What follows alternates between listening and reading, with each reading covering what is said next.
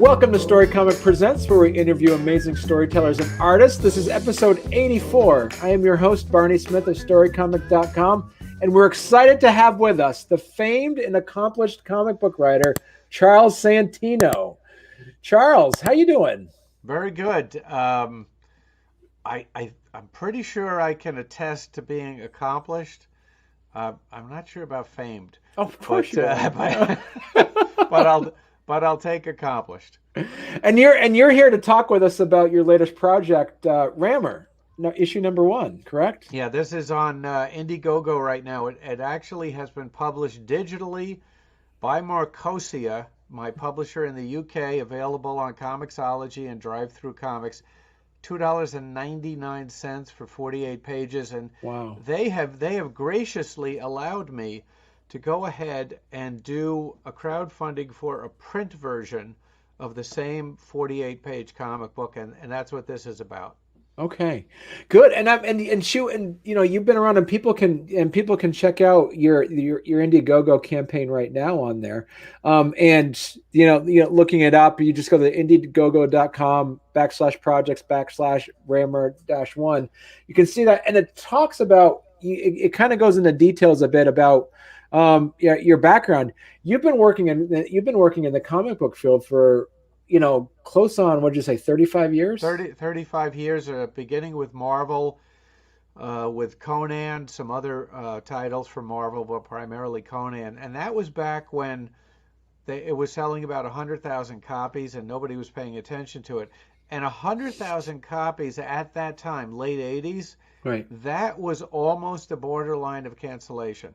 Wow. To give you an idea of how the market has changed, if you do 100,000 copies a month now, you probably the number one comic. Mm.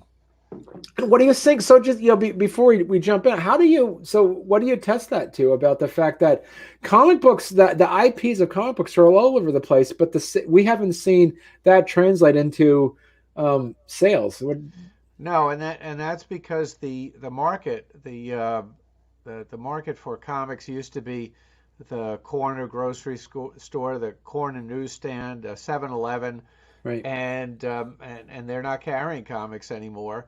And so now you got these movies based on these properties, and it's really not translating to sales of comics. The people, they go to see the movie, they're interested in seeing the next movie, but they're not reading the comics. And if they go and check out the comics from the big two, then they're seeing something so completely alien and different from what they saw in the movies, Right. that it just turns them off. If first of all they can find a comic book store in their town, there used to be 10,000, 12,000 comic book stores. There's now maybe 1,500. So Right. just to find a comic book now is a task. Right. And I think here in Vermont there may be 2 in the entire state that I can think of. Yeah, that wouldn't surprise me. I'm in the Albany area, which Albany has maybe 80,000 people, and there's 1 or 2 stores in Albany. There's one in Troy, which is nearby. There's one in Schenectady, which is nearby, and that's about it. Right. So how did you get it in the 80s? We've heard, there's so many stories of people who wanted to get into writing comic books, but they just couldn't get through the door. So how did you do that? By bugging the hell out of Larry Hama, who was editor of at the time Savage Tales, which this was not the Conan version of Savage Tales. This would have been volume 2, which was sort of a He-Man adventure anthology. And I thought, okay, great. I don't have to pitch to an existing character. I can pitch an adventure story, a short. And he bought my first project. I did some work for the humor title What the, Yeah. doing a parody of the Turtles, and then got the gig for Conan, basically again by just thrusting myself into the process and saying I'm available. And it was a fill-in sort of situation, but it ended up being a fill-in for 7 issues. Right. And they were all self-contained stories because I didn't know how long I'd be on the title. And so did you see yourself, was that something you kind of fell into, or did you kind of pursue to write that level of savage fantasy type genre? That was what I was looking for. I mean, I was looking for really hardcore, pulpy adventure, and at the time there was the outlets for it at Marvel, Savage Tales Volume 2, and Conan. The humor, I had no problem writing humor, and I saw an opportunity there, and I thought, okay, parody of the Turtles that might catch their attention, and it did. Okay. And then from there on, you after you wrote there, you still were in the industry for a couple decades after Well, that. off and on. When the market Yeah. collapsed in '94 Right. and '95, when uh, the investor market, the speculation market just crashed and burned, I decided to get out, and I decided if I came back, I'd be more of a packager and somebody that was proposing various projects. And I also decided to pitch to the regular publishers, regular book publishers, who at that time were just starting to do a lot of graphic novels. This would have been in the early 2000s, and one of the things I did in that campaign was to do the first Western graphic novel based on the work of Louis Lou L'Amour, L'Amour. and Okay. that was for Bantam, because around 20 years ago, the regular so-called regular book publishers all started having graphic novel lines, and I had worked in publishing as an assistant editor for a regular book publisher, so I knew that culture, I knew that market, and decided to pitch to them. The other thing I'm doing currently is for the Edgar Rice Burroughs estate. I'm doing 3 web comics for them. Oh, Not wow. Tarzan, not Tarzan, not John Carter, but some of the other soap operas and melodramas that Edgar Rice Burroughs wrote in the 20s. So let me ask you, as a comic book writer, how so what's easier or what's the benefits and challenges you've seen by writing script adaptations versus other people's IPs versus your own IP? If you're doing an adaptation, there's a couple of advantages, which is if you get the assignment, well, you're not pitching anything except your own ability.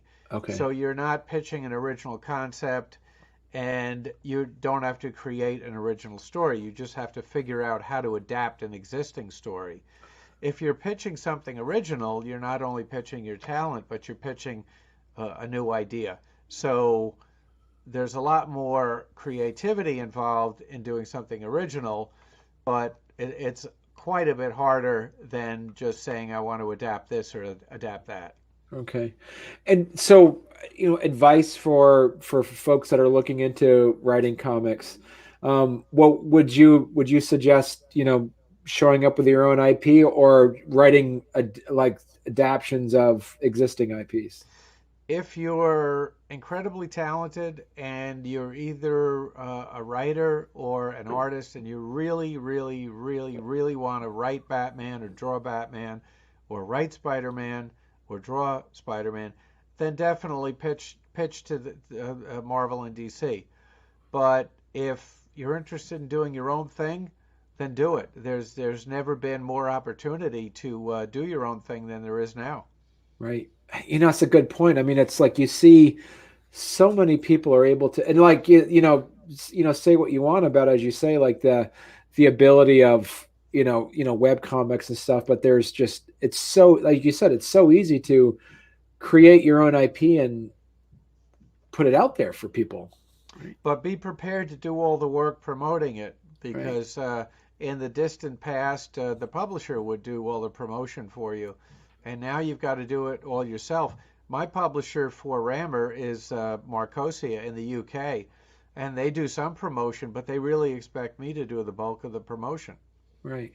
What was the benefit you found when you were looking at producing Rammer? What was the benefit you saw in going with Marcosi on that?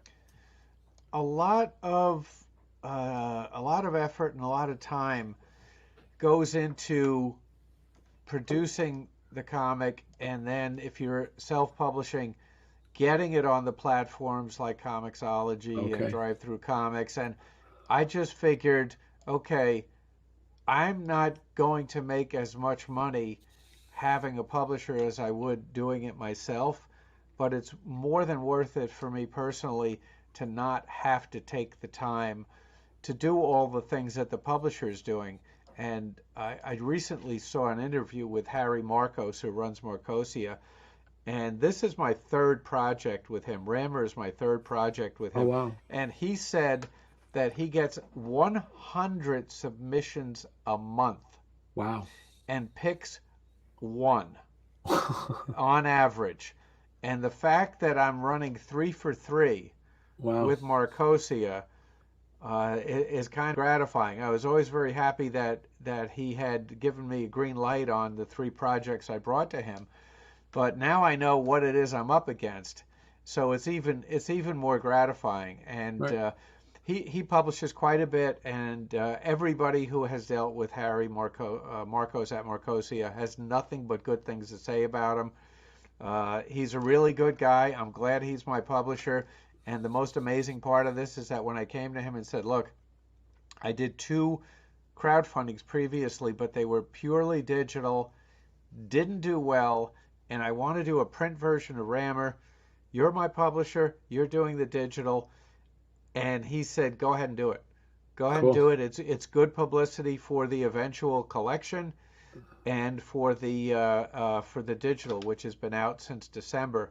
And I do want to make mention of the fact that the eventual graphic novel will probably collect about 3 issues of Rammur, but there will be pages that are not in the graphic novel that are in the individual issues. And conversely, there will be material in the graphic novel that is not in the 3 issues that will be eventually collected. So you have to have all of it. Right. It's as simple as that to get everything. And so, and you mentioned too, it's that you see it in your write up on the Indiegogo page. You're being very specific to make sure it's printed on the classic Newsprint. 1980s newsprint. Yep. Yeah. And the trade paperbacks that I've done with Marcosia have been on non-glossy stock. They've been on white paper, but flat, matte, non-glossy stock. There's no way he's going to do a graphic novel in newsprint, but for Rammur #1 newsprint, which is my baby completely, I decided to go with the newsprint format. I still have not settled on a printer for that. There are a bunch of options I have on that, and I'm not quite sure where I'm going to land for printing it on newsprint. But I do like the format. Right.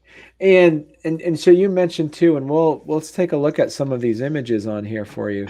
Uh, so you found, talking about Rammur, you found Paulo Perez. You loved his style. It was reminiscent of the 90s cartoons, of the DC cartoons of the 90s. I actually did a Google search, and I think the keywords were uh, animation style comics. And I found his website, his portfolio. And not all of the stuff was in that style, but a lot of it was. And I contacted him, and he was available, and he was interested. And he did the lead story for the first issue, which is a self-contained story. He has finished penciling, inking, and coloring the second issue's lead story, and he just got started working on the lead story for the third issue. Wow. And so talk to us about, and you mentioned, I think, in some previous interviews about how important it is to find the right artist It's to do crucial. this. In a movie, it would be the same process as casting. You cast the wrong person in a movie, you got a problem. You hire the wrong artist for a comic, you got a problem. And the wrong artist might mean that the style is not right, they're not really that talented, or it might mean they can't deliver and they simply disappear halfway through the project. So the wrong artist can mean a number of things that can bring you to a screeching halt pretty quickly. But Paul has been absolutely fantastic. I give him very little direction. I give him complete scripts, and every once in a while I have to explain a little bit what I'm looking for. I might give him some photo reference, or I might even do a silly little sketch for him. But for the most part, uh, he's fantastic. He comes up with the perfect angles for things. This page right there, that's an example of where I gave him photo reference. That wall I gave him photo reference on because I knew what I wanted there. Okay. And so he simply interpreted in his style what that wall would look like. Now, from a like kind of like a business perspective of this, would you recommend like comic book artists who say, all right, I can find somebody? Is it kind of a handshake thing, or do you recommend getting a contract written up with some clear expectations? Yeah, the only agreements that were in writing were, first of all, a work for hire, meaning in this particular case, he doesn't own he's not joint ownership on the copyright or the trademark, but he does have uh, participation in profits. So it was work for hire, and also the page rate and the participation rate was spelled out in writing. The more you can spell out in writing, the better off you are. However, if somebody disappears, they don't produce, yeah, you have it in writing, but what are you going to do about it? Right. There's really nothing you can do about it. So, having a good sixth sense about the person that you're hiring is probably more important than any written agreement, although the written agreements are important as well. Right. I mean, in a way, it's like the world of you know producing independent comics. It's large, but it's also really small at the same time. So there's almost want to make sure you keep a good reputation as well. So that's helpful too.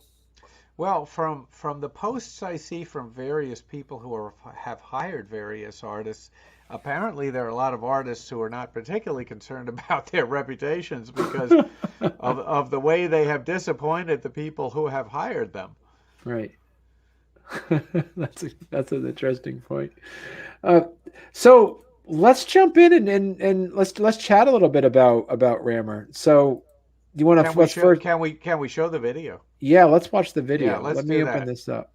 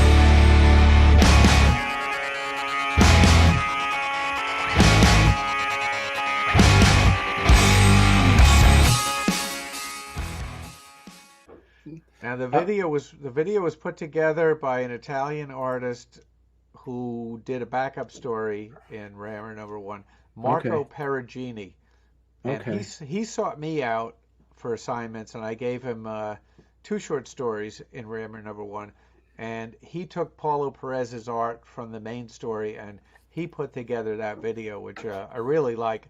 The music is heavy metal music that I license. I'm not a big heavy metal fan, but I think this music worked pretty well for it. And so you mentioned, so there's a few things on this that people can expect about Rammer. You're very clear and almost like proud of some of the things that you say. Listen, these are the things you're not going to see. Like you said, you're not going to see an origin story. You're not going to see like big crowds. You're not going to see a lot of things. And Talk to us about that. About what you mean by by that principle of the back to basics comic book storytelling. Yeah, I mean there is no origin, because the only thing we don't really know about him is when did he first get this gear. His wrist blasters and leg jets are powered by a compact fusion reactor strapped to his back, and on his chest is a hydrogen ram scoop, all very high tech. It takes place in the future. So, okay, so at some point he got that. He's a thief. Right. He's in an authoritarian dictatorship, a police state. Fine, makes it very tough for him to be a thief. That's it. The cast of these things is really really small. The lead story in the first issue, not counting the robot police, there's three characters. Of course, not counting these two thieves who try to jump in on Rammur's heist at the beginning. Doesn't go well for them. I'm not even counting them because they snuff it in the first couple of pages. There's basically three characters in this story. And all of my stories are like that, just a really small handful of characters.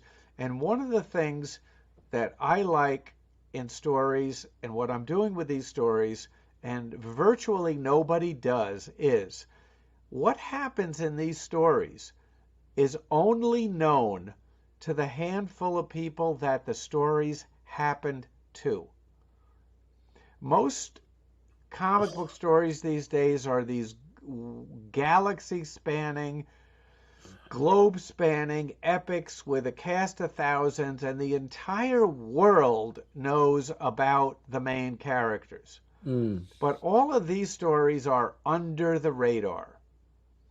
Okay. So it's on a very small scale, which to me makes it more exciting because Rammur wants to keep his activities under the radar, which is a little bit difficult, but he manages to do it. And I do like the idea of a smaller cast. The scope of the stories is smaller, and you've heard the cliche, less is more. Well, I think that applies here. And do you see? You mentioned there's some other like kind of like some side stories in there. Is it also the part of like being deliberate about keeping the story small? Does it give you that opportunity to maybe allow more, uh, maybe some anthology adaptions by having other writers potentially in the future to say, "Hey, can if you would reach out to say, do you want to tell a story in your Tops universe here?" Or If I get to the point where there's other writers, I will consider that a huge success. hmm. But I don't see that anywhere happening in the near future. The the first issue has a 24-page lead story about Rammur, Paulo Perez art, a 6-page backup story with art by Marco Perugini, and then the co-feature comic within the comic, Tops Tales of the Police State. These are tiny little vignettes, depressing little stories about life in the police state that do not feature Rammur, but take place in his universe, just to give the readers an idea of what it is like to live in this world. And so these are very short, I call them vignettes, self-contained stories. There's 2 of them. Marco did one of them, it's 4 pages. There's another one that is 2 pages. And for anybody that feels like, oh, Rammur is pulpy, it's a guilty pleasure, I need to engage my intellect. I like Fantagraphics comics, and don't get me wrong, I love Fantagraphics. They've published me. Yeah. I wanna read something intellectually engaging and depressing. Well, then I have the Tops Tales of the Police story. Stop on this poster. This is in the first issue. It's also one of the perks as a separate poster. This is a propaganda poster. Dominatra, also known as Dami, is the big sister of the police state. She is maybe not real. We don't know if she's real or not. We see her statues. We see her image. And I told this artist, Matt Chick, he's in New York City, I said, I gave him a character sketch of Dominatrix, and I said, I just need a propaganda poster with her image, the words Dami loves you, and in the background, the flag of the GFA, the Global Freedom Authority. They run the planet. And Matt did just an incredible job with this poster. It kind of reminds me of Metropolis. People have said that, yeah, Yeah. and that was his interpretation of this character. And Yeah. this is not only in the first issue, but it's also one of the perks with the Indiegogo. It's a separate poster that people can get. Okay. So my other question for you about this is that how long have you been sitting on Rammur as a story? As a character in its basic conception of a guy with this equipment strapped to him, literally 27 years. Wow. I read an article in the Wall Street Journal about the hydrogen economy of the future. And I thought, okay, that's pretty interesting. We're going to figure out how to do cold fusion. We're going to figure out how to do clean energy from hydrogen. The only byproduct of fusion is going to be water and the energy itself. That's fantastic. And then I remembered from the Larry Niven science fiction stories the ram scoop hydrogen uh, engine that was used on starships. So it would suck in hydrogen and use fusion reactor to create energy. So I thought, why not have a character with a ram scoop on his chest? So that's where the name Rammur comes from. A compact fusion reactor on his back, and that creates the energy that powers his wrist blasters and his leg jets. And is a compact fusion reactor ridiculous? Yes. But it is no more ridiculous than a guy bitten by a radioactive spider. And so the importance of every hero is only as powerful as who their antagonist is. So how long were you sitting on Rammur before you decided to create the world around him? Well, he went through a couple of versions. Joe Staton drew the first version of him. A fellow named Andrew Wendell, who did work for Valiant in the 90s, he did the second version. And then a little bit more work with Joe Staton, and then Paulo Perez.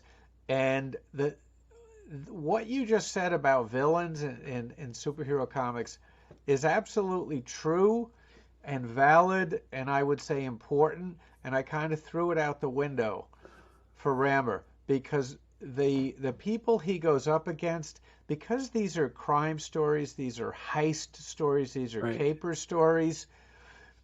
Generally, the bad guy's dead at the end of the story, and anybody else who happened to get in the way. So the villains are, I hope, interesting and engaging and a match for Rammur simply because in many cases they've got the drop on him, but in most cases they don't survive. So that I can't make them so interesting that you are going to be really upset when they snuff it.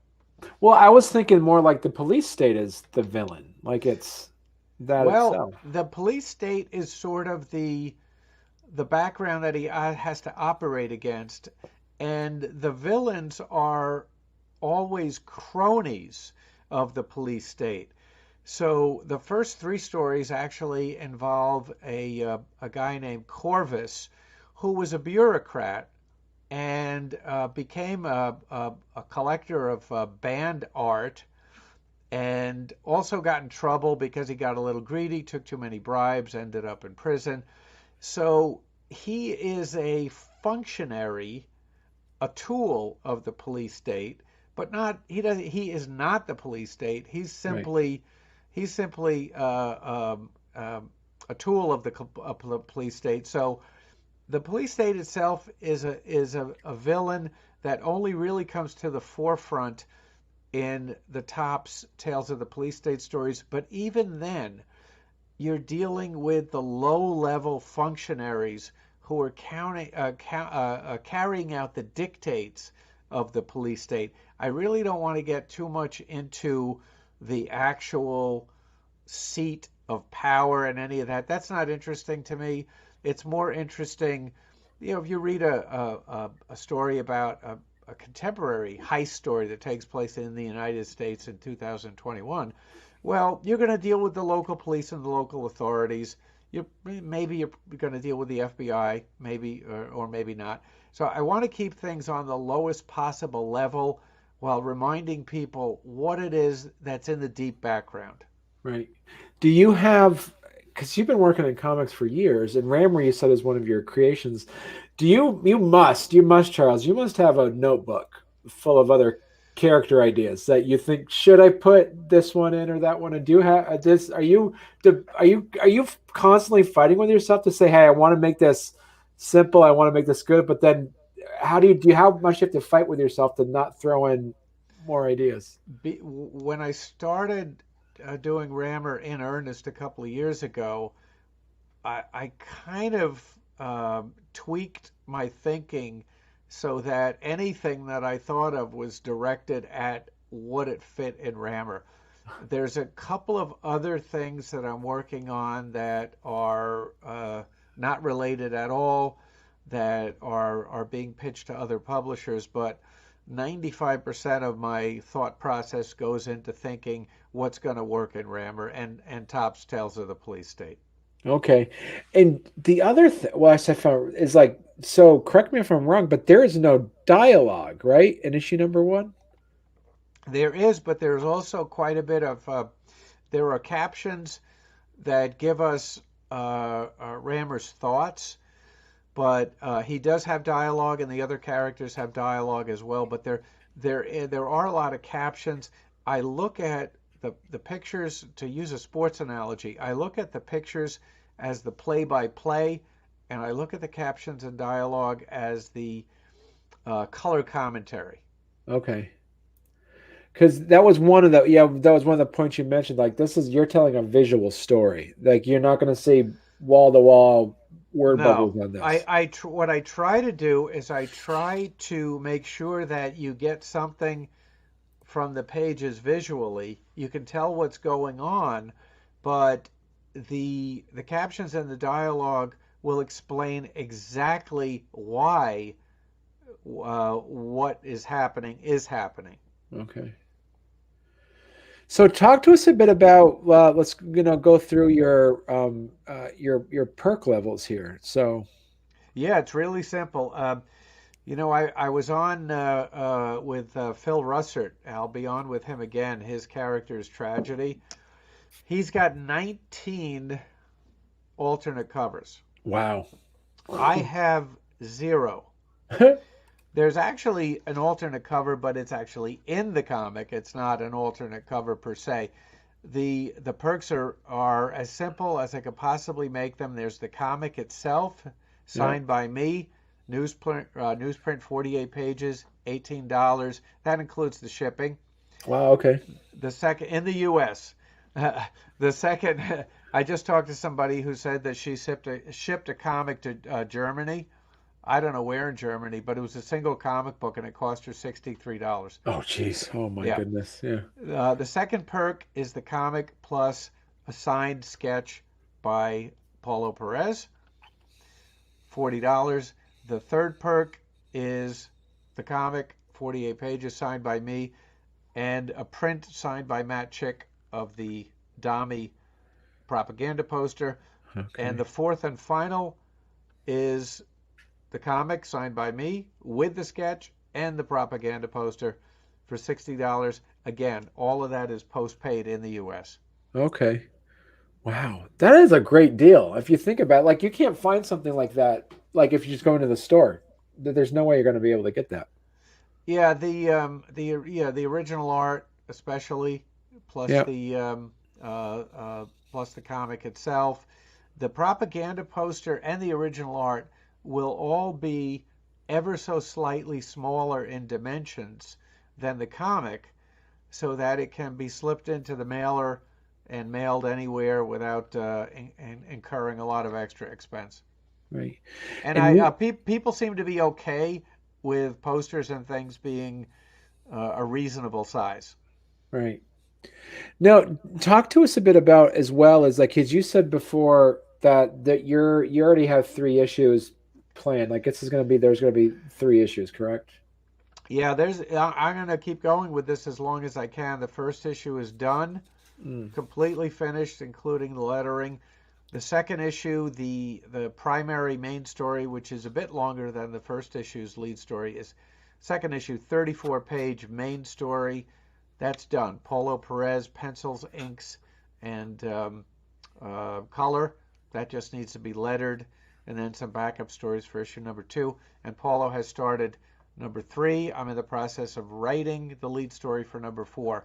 So I'm going to produce these as fast as I can, and they'll all be self-contained stories, so you don't have to worry about it. Well, if I read number 1, am I going to be left hanging? No.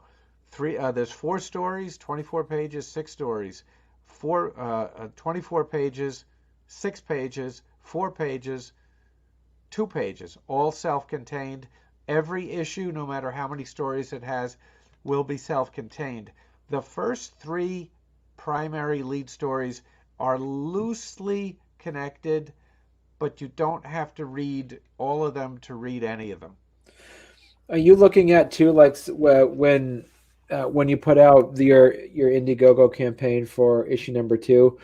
If somebody hasn't discovered issue number 1, is there going to be a tier for that where they can get both?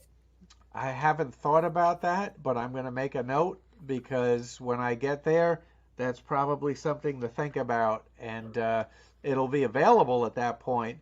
So maybe including that as a part of a package might be a pretty good idea. Okay, all right, cool. Yeah, it's um, and and so you said that like you're looking at this as you're going to keep going as so. What are you looking at like as like a like a turnover? You're going to maybe once every 6 months or once a year? How many issues can you? How many people can expect it? Right now, it looks like it will be somewhere between 6 months to a year. Okay, But the better it does, the faster I can produce it. right. Yeah, yeah. And so, my other question as a writer. So this is something I'm kind of curious about as well. Do you see yourself when you sit down at the script, we're writing it? Do you see yourself, generally speaking, kind of uh, creating the world first and then putting in a character? Actually, you mentioned you had Rammur already created initially, but just as your style, do you kind of find a character, then write a world around her, or do you create a world and then see what characters live in that The world? the the character comes first, Okay. and then I build a world around that character. In the case of Rammur, I decided, okay, he's a master thief in a future police state. So, what would be the minimum I would need to do to flesh out that police state to create an environment for him that still focuses on him? Right. And you have and so but also when you create that, how much do you have to then go into, because I saw you have a really cool glossary, kind of like a sample of glossary. As you write that, do you still then you then what's the first thing you look at when you build that world? Is it like geography, politics, science, Well, language? How does that work? you did your homework. You saw the glossary. The glossary was a result of taking a look at everything that had been created in the course of writing the stories and realizing, okay, I can give people this glossary. I can mention all this stuff that's been created in the course of coming up with the character and his world. And I do try to keep it to an absolute minimum because it's so easy to just go so far into this world building that people kind of get lost in the sauce. And I decided I just want to keep it to the absolute minimum that Right. they need to understand what this world is about. And one of the things that some of the people I've been talking to about merchandise have said is they like the idea of, I said to them, if I'm going to have one piece of merchandise available beyond the comic itself, not counting the perks, Right. what would it be? And people like the idea of patches and pins. And Right. so I thought, well, the flag of the GFA, the flag of the Global Freedom Authority, which you can see in the background of that Dami poster, that is a great idea for a patch or a pin because it's just the simple colors of the Right. flag, and it's a great kind of conversation piece. Somebody sees it on your clothing or wherever you've put it, and they go, "What is that?" And it's very simple and arresting, and then it can be a discussion item.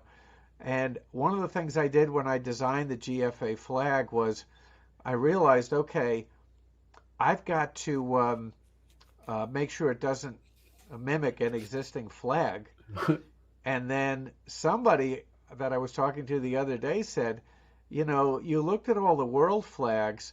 Maybe you might want to take a look at the terrorist organization flags to make sure it doesn't mimic any of those. Right. And so I did that, and fortunately, the GFA flag does not mimic.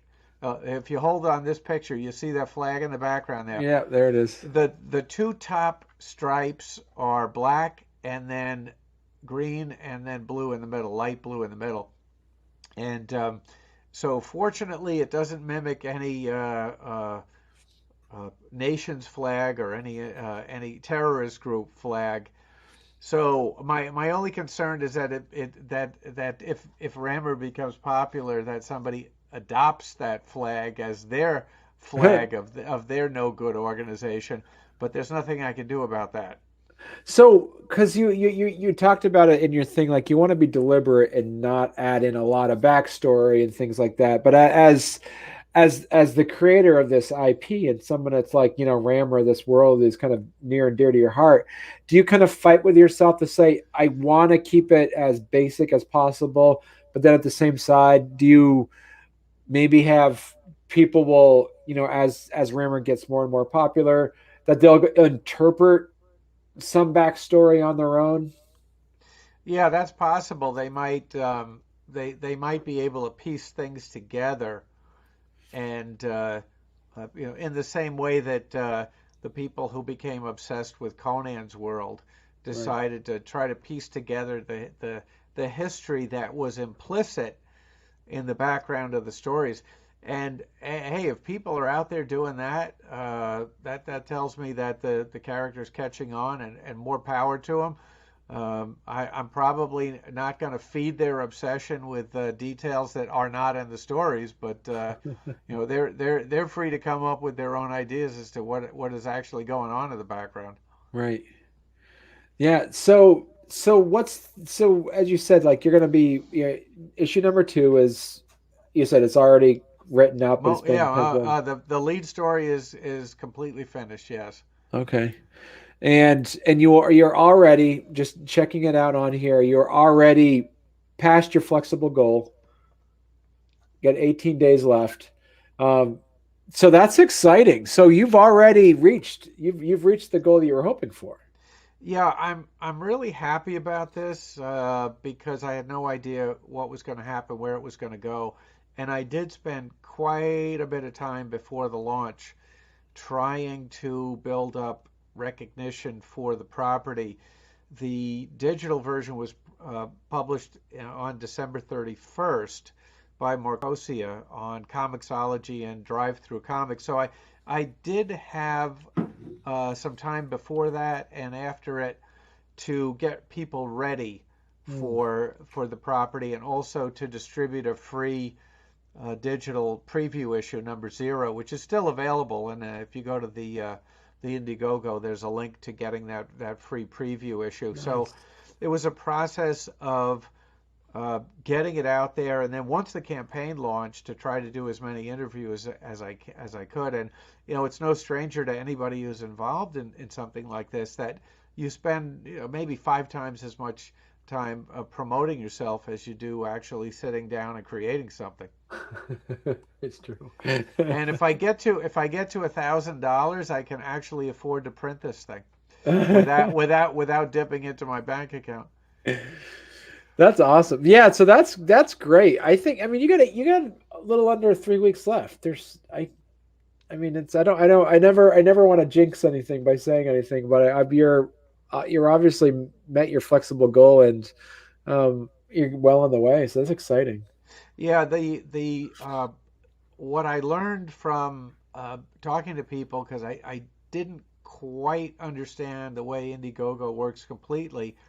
The minimum goal is you can have it whatever you want, and the flexible goal means that you collect whatever you got to. But if you get to a minimum of 500, then when you're done, you can do the in-demand store. So Okay. I was very interested in turning this into a store when I'm done. And now I'm trying to figure out what the offering will be in the store. I want the offering to be unique. I want it to be something that was not quite what was available in the campaign. So I'm thinking the comic and the propaganda poster and some other piece of merchandise, maybe that patch, maybe that pin, either with the flag, maybe both of those items. But I don't want the people who contributed to the campaign to feel like, oh, wait a minute, I could have just gotten this in the in-demand store. So I don't want to do that. I want to make the package that's in the store a little bit different than what's in the campaign. Okay. Wow. That's cool. Well, I think so. Yeah. So congratulations, Charles, on Thank reaching you. it. I'm excited to check it out as well. So and and I'm excited to just I love the concept. I love the artwork that you picking out Paulo. I think was a great advantage for you, and creating a and like you said, the part of the things that I like about it are the things that you mentioned that you did, like nothing big, having it seem intimate in a large backdrop. I think is it's good, and also being able to create a have it based off of, as you say, kind of like the anti-hero, but it's hard to call them an anti-hero if they're based in a world that is like an oppressive regime almost in a way too. Right. So For the most part, the people that uh, cross his path and do not survive are not really nice people. So it's not like he's rolling drunks in an alley or anything like that. right, Generally the people he's robbing or the people that have violent encounters with him pretty much get what they deserved. right, yeah, that's awesome. Yeah. Well, thank you very much, Charles. This has been great, Thank you. and I look for and I look forward to more of your continued successes on your projects. Thanks a lot.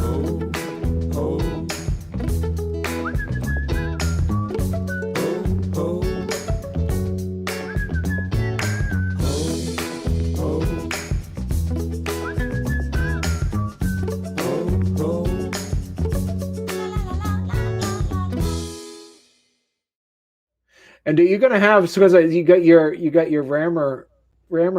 I said that right? Yeah, Rammur. that's Yeah. 99% of the people pronounce it correctly. Okay.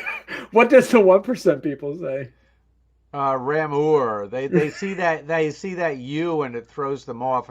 And there's a story as to why it's spelled that way, which is a little interesting, and maybe we'll have time for that. Okay. And so do you have? How can someone get their hands on a Rammur hat? This is not a hat. This is a black hat that I printed out the logo and pasted it on. And I've had discussions with other people about what's good merchandise, and yeah, I just threw this on. It's funny because I've done so many of these streams, and I'm still waiting for when my image to come up for somebody to say, "So what is it you're promoting again?"